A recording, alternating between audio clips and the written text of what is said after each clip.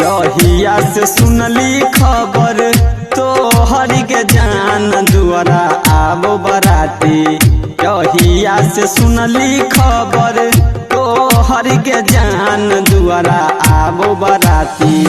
तहिए से हम हरि के जान फट फट लागई दाती। तहिए से हम हरि के जान फट फट लागई दाती। यहिया से सुनली खबर तो हरि के जान दुआरा आबो बराती।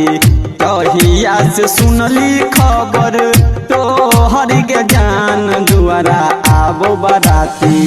तहिए से हम हरि के जान फट फट लागौ जाती। तहिए से हम हरि के जान फट फट लागौ जाती।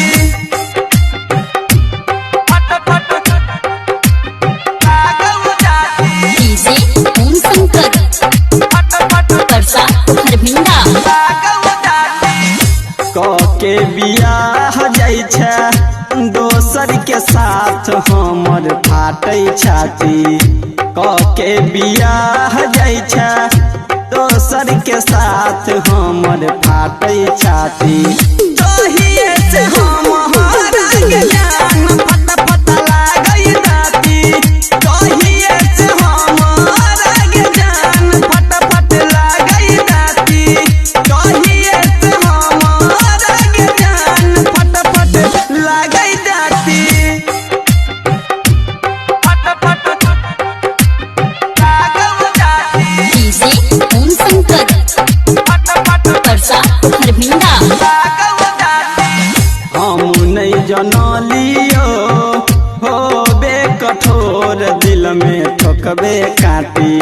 हम नहीं जनलियो होबे कठोर दिल में ठोकबे काटी। तहिए से हम हरि के जान फट फट लागई दाती।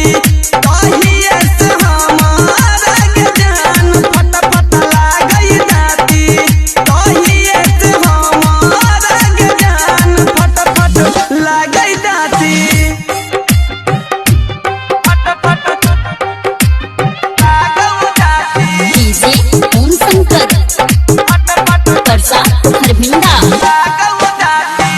राइटर अंजारुल कृष्णा कहै छै दूर भेलै दिया से बाती। राइटर अंजारुल कृष्णा कहै छै दूर भेलै दिया से बाती। तहिए से हम हरि के जान